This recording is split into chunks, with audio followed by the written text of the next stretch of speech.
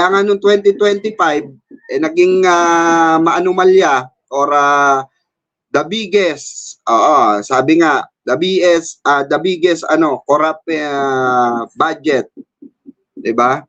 Sabi nga ni Senator Ping. Kasi nga bakit po? Silang gumagawa ng budget diyan eh. Wala namang kinalaman ng presidente diyan. 'Di ba? Kung may makakapag-access lang ang mahal na pangulo diyan, bakit hindi? May NEP na ang ating mahal na pangulo. Tandaan po natin, may NEP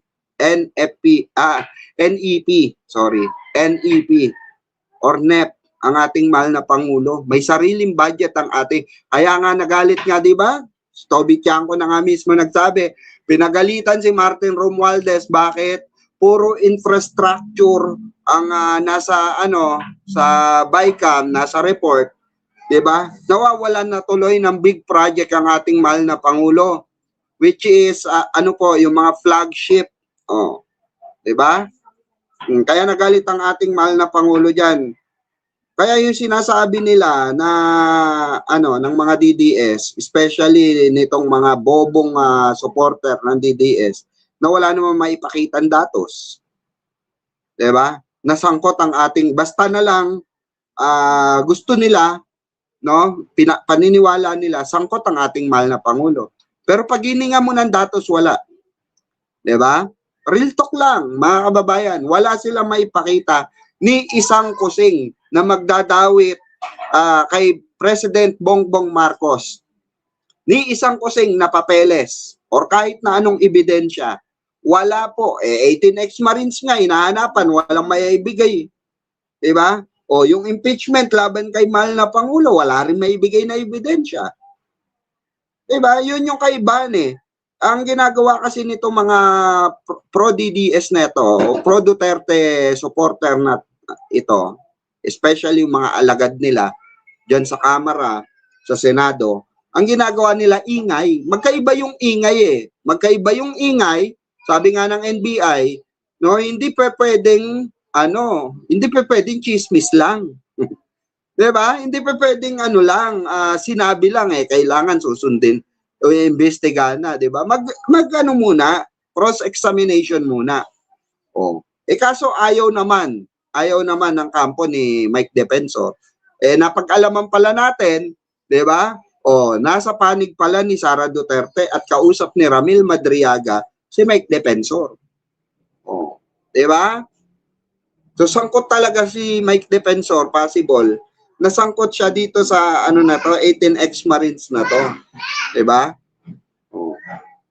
Eto magtatanong tayo Tanong lang ito Mike Defensor. Tanong ko lang. Ikaw ba ay nasa normal ka pa ba? Normal pa po ba takbo ng pag-uutak nyo? Kasi yung takbo ng pag-uutak nyo po, napapansin ko, parang sala sa init 'di ba?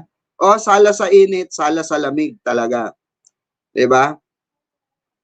Huwag naman sanang sirain ng utak nyo itong bansang Pilipinas. Kasi dahil sa inyo nagkakagulo ng walang kapararakan Naglalabas kayo ng mga laban sa Pangulo, wala naman saysay. Gusto lang kasi nilang tumatak dito, mga kababayan ko. Gusto lang tumatak. Nito nila Mike Defensor, nila Marcoleta, nila kung sino-sino pa nakaalyado ng mga Duterte. Ang gusto lang nilang tumatak sa tao o sa sambayan ng Pilipino. Sangkot ang ating mahal na Pangulo sa korupsyon. 'Di ba? Kaya nga ayaw nilang matatanong Ayaw nilang matatanong. Pero ang totoo, kung isipin nyo, kung si mahal na Pangulo kagaya ni Digong, after nito, imagine nyo, kung magiging kagaya ni Digongyo, si Pangulong Bongbong Marcos, gagayahin niya yung estilo ni kaya naman niya gawin 'di ba? Sabi nga niya kaya niyang gawin. Pero mas pinili niyang dumaan sa tamang proseso. Because we have due process. 'Di ba? Walang nilabag doon ang ating mahal na Pangulo. pinadaan niya sa tamang proseso at gusto niyang dumaan sa tamang proseso. Pero kung tutusin, lahat ng bumabati ko sa kanya ngayon, for example lang, may sinampulan dyan si Pangulong Bongbong Marcos. O, eto na nga, may nasampulan na 3 vlogger. O, 3 vlogger, kalaboso ito mga kababayan. Kalaboso ito. Eto ba matutulungan ng ano? Matutulungan ba ito ng tawag dito ng Sara, 'di ba? Ng kampo ni Sara, hindi. Oh, si Bugris, nag-trending din 'yon sa Facebook, yung babaeng kausap ni Sara Duterte. Oh, na naglabas ng fake news na patay na raw ang ating mahal na pangulo. Legit daw kesyo ganto. Wala naman tutulong doon eh. Hindi naman tutulungan ni Sara Duterte yon. May tutulong ba sa pamilya Duterte? Wala. Ginagamit lang nila kayo pampagulo eh. Sa totoo lang pampagulo sa Pilipinas. Diba mga kababayan ko? Kaya itong ginagawa ng mga alipores ni Duterte or ni Sara, ito dapat sa totoo lang gusto namin masampulan eh.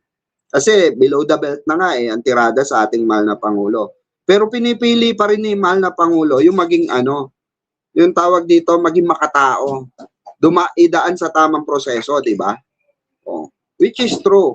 Kasi kung tutusin, kayang-kaya. Alam nyo, di ba, natatandaan nyo yung may nagmura kay Digong? Minura lang si Digong, di ba? Pinakulong agad. Kung tutusin, kung ganun ang gagawin ni mahal na Pangulo, kayang-kaya niya. Kaso, nasan ba si Digong ngayon? Yun ang ayaw gayahin ni Pangulo. Ayaw niya ng ayaw niyang mapunta rin sa dahik kagaya ni Digong. Kasi si Digong umabuso sa kapangyarihan eh. Inabuso niya yung pagiging presidente niya mga kababayan.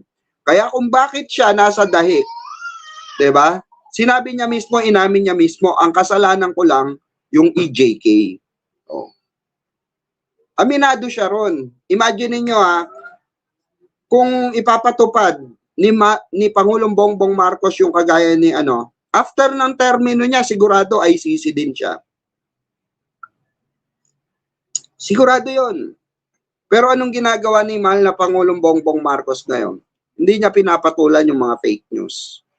Pinapaubaya niya sa mga otoridad, sa NBI, Cybercrime Division. Diba?